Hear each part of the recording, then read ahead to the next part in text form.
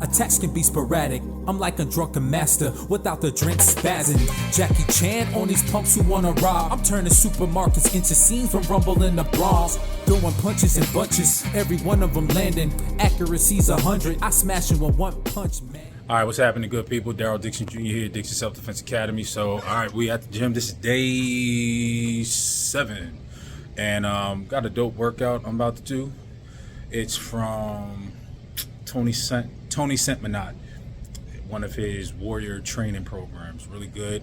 It's all arms, benching, all arms. I'm gonna do some modifications to it though, you know, just to fit my needs and what it is that I'm trying to do. So I'll put the workout somewhere up here in the video somewhere if you guys want to follow through with it.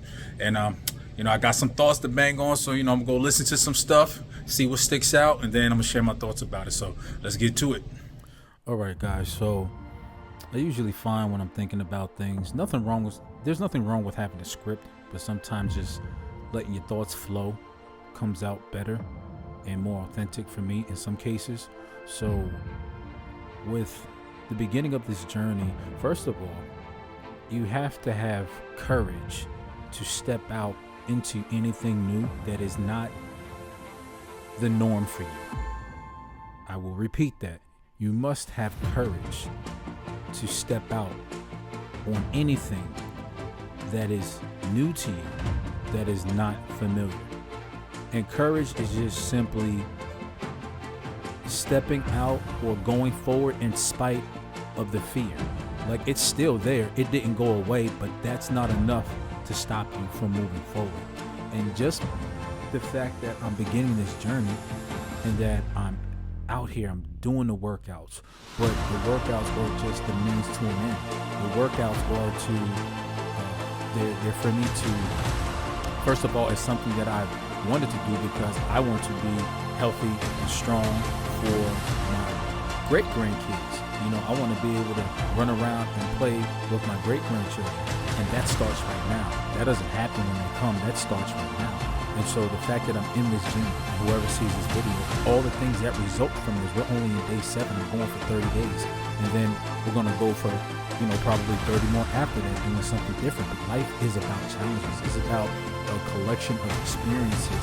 And I remember listening to, I think it was Jim Rohn, and he was talking about a story where there was an inheritance of, I guess, money that a father had for his son, but according to his will, he had to do these list of things in order to gain the inheritance. And so after this man has lived his life and has done all the things on his list, he comes back to the lawyer and says, okay, you know, where's the inheritance? You know, I'm here for it. And he says, you already had the inheritance. The collection of experiences in your life is what you've inherited, and nobody can ever take that away. And so when I look back on these videos, when I look back on the goalposts and the markers in my life, and I see the steps that I courageously stepped out on, the things that I might have thought weren't possible, the things that I may have assumed that I couldn't do, the things that I may have been projecting some kind of false assumption or fear, false reality appearing real, that this will not amount to anything. I'm like, well, hey, I mean, isn't that a part of the faith journey? Is that there's something deep inside of you, there's a vision you see coming to fruition, and it hasn't happened yet, but you are doing the things that are necessary to work towards that objective. And so in order for you to get from point A to point B, there has to be a process, there has to be a travel. And I found that in my life, I got to a place where I got afraid of the process. I started thinking subconsciously of the pain and the challenges, the pain of discomfort, the pain of what if it doesn't work, the pain of what if it actually does work, and I'm not prepared to handle it. All of these things go through your mind, and you may not say them out loud, but you are what you think. And what you think eventually comes out of the overflow of the heart, the mouth speaks. So eventually you may not say these things openly, but you're paralyzed. You operate within these imaginary guidelines, and you never end up moving from that stagnant place, because in your mind you already set up these altars of limiting beliefs that I can't do this, or what if this thing becomes possible? I don't know how fear of success makes sense, but if anything in my life, if I failed at it, it's simply because of one reason and one reason only. I did not try. And so the only other place to go to from that is, okay, what if I do try?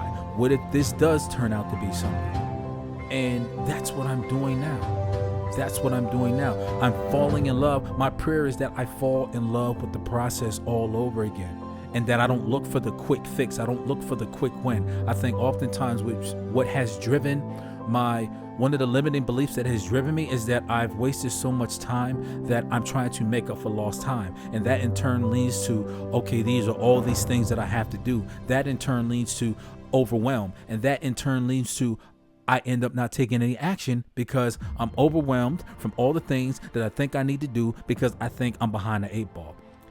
And that may be true. I may be behind the 8 ball, but Paul said, there's one thing that I do,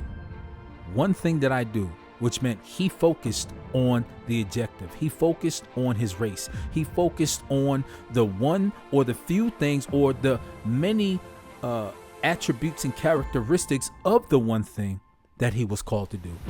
And that, my friend, is my goal here. That is my objective here, is to discover the one thing I'm supposed to do, and all the other attributes that complement and go with that one thing are the things that I develop, that I work on, that I master one by one.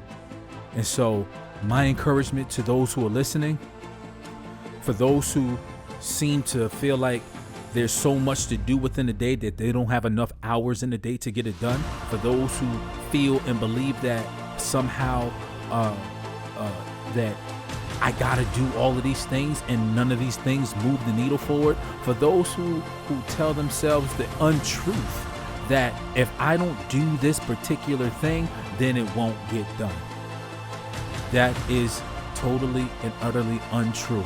Because the fact of the matter is, we were all put here on this earth for a purpose, whether we believe it or not. It doesn't matter what your past is or was. It doesn't matter what your upbringing was. It is your job, my job, to find out what that purpose is and to work with all our heart towards completing that objective. Now, there may be many assignments within that purpose, but overall, they go together. They were preordained is what we are supposed to do, and that's what I'm endeavoring to do.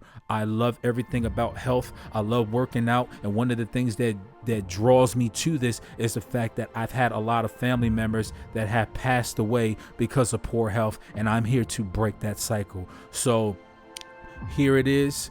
I want to encourage anybody out there listening to this that you have to fall in love with the process all over again.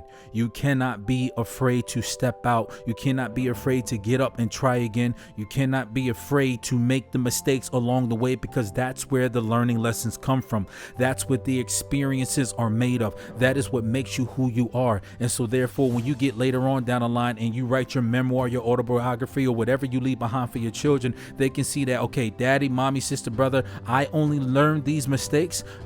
The only reason I learned these mistakes was because I was not afraid to step out and go through what I had to go through in order to obtain what I needed to obtain. Did you know that there are some things you will not get? There are some things you will not possess unless you go over the mountain, unless you go through the fire, unless you go through the trial and the tribulation. There are just some things you will not acquire unless you go through that situation. Because that's how it was built. That's how it was ordained. That's how God created it to be. And you will not be able to go through the side door, through the window, from the cellar door. No, you have to go through it. And that is the only way to obtain the thing that is going to make you better, the thing you've been praying for, the thing you've been believing God for, the thing that is deep down inside your heart that you believe this is where I should be, this is what I should have, this is what I'm called to do. You got to go through it. You got to fall in love with the process again. So I hope this was an encouragement to you. Like, share, subscribe, comment. Stay tuned for day 8. We're going to keep it pushing. Stay ready so you don't have to get ready. Y'all be blessed. Peace. 100, I smash him with one punch, man.